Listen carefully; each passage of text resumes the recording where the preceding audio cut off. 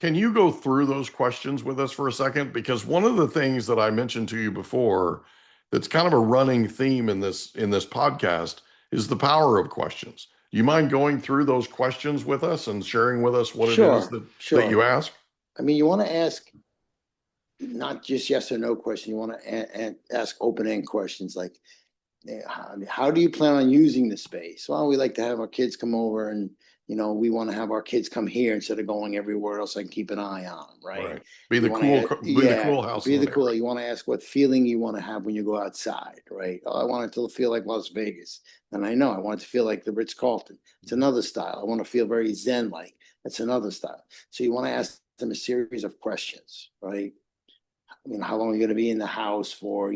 That's going to depend on the kind of materials you use, right? And then budget's a factor. You don't want to be the nicest backyard in the whole neighborhood. It has to be in relationship to the real estate value, right? Mhm.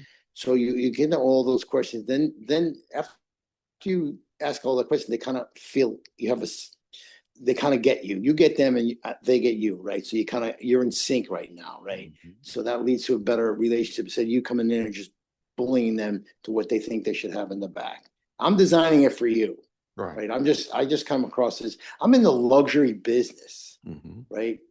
I'm not competing against other landscapers. I'm competing against everything else they can spend that money on.